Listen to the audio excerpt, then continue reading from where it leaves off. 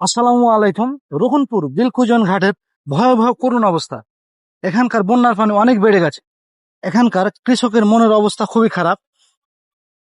ওপারে লক্ষ লক্ষ হেক্টর জমি শুধু একটা ব্রিজের কারণে ধান তলিয়ে যাচ্ছে। তাই আমি এখানকার কিছু কৃষকের মনের অবস্থাটা আমি জানতে চাই, তাদের মনের অবস্থাটা কি। হ্যাঁ বলেন ভাই। ভাই মনের অবস্থা আমরা কি বলবো ভাই, আমাদের তো দেখেন হাজার হাজার জমির ধান এখানে পড়ে আছে। এদিকে আপনার বিলের অবস্থা প্রচুর খারাপ। আমাদের এখানে একটা এমপির কাছে ব্রিজ প্রয়োজন। আমাদের আমাদের ব্রিজটা আমাদের জন্মের পর থেকেই শুনছি ব্রিজ দিবে দিবে এবং ভোট নিয়ে নিয়ে যাচ্ছে, অথচ আমাদের ব্রিজটা দিচ্ছে না। আমি একজন ভোটার হয়ে গেলাম, আমি শিশু থেকে একজন ভোটার হয়ে গেলাম, অথচ আমাদের ব্রিজটা এলো না। হ্যাঁ, এখনো আপনাদের মনের অবস্থাটা কি? মনের অবস্থা ভাই কঠিন খারাপ ভাই। কারণ ওই পারে দেখেন হাজার হাজার জমির ধান পড়ে আছে, আর এখানে আমাদের একটা ব্রিজ এত প্রয়োজন।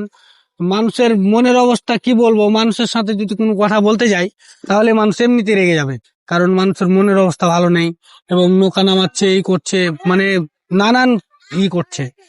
এখন মানুষের ওপারে ধান কিরকম উঠে এসছে ভাই? ওপারে ধান এখনো আসেনি ভাই।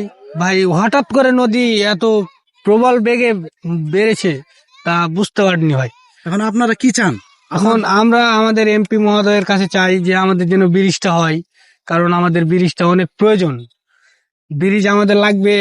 এখন তারা ভোট নিতে আসছে, তখন বলছে ব্রিজ দিব, এই করব, হ্যান করব, ত্যান করব, অথচ কোনো কিছুই হচ্ছে না।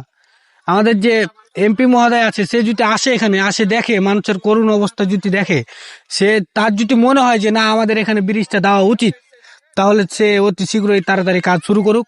এবং সে যদি বলে যে না এখানে ব্রিজ দেওয়া হবে না, অন্য জায়গায় দিলে ভালো হবে, তাহলে যদি সে পারে মানুষের কথা শুনে যেতে, তাহলে সে যাবে। 5-7 বছর থেকে এই করুণ অবস্থা চলছে, এর আগেও শুনেছি এরকম হয়েছে। হ্যাঁ, আমি বললাম তো আমার জন্মের পর থেকে এই একই অবস্থা। আসছে, ভোট নিচ্ছে, ভোটের কথা বলছে যে ব্রিজ দেবো, এই দেবো, হ্যান দেবো, তেন দেবো, কিন্তু কোনো কিছু হচ্ছে না।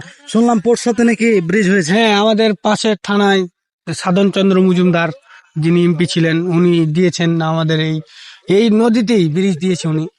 তাহলে এখন আপনারা কি চান? ব্রিজ চান? আমরা অবশ্যই, আমাদের ব্রিজটা অতি প্রয়োজন আমাদের। এই ব্রিজটা আটকাছে কিসের জন্য?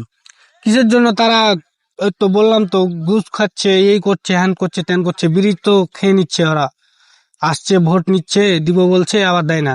তারা টাকা মেরে খেয়ে নিচ্ছে, তারা দুর্নীতি করছে। ক্ষয়ক্ষতি চললে মাথা খারাপ, মাথা খারাপ দেখতে পাচ্ছি কঠিন অবস্থা। একটু আপনাদের মনের অবস্থা একটু বলে।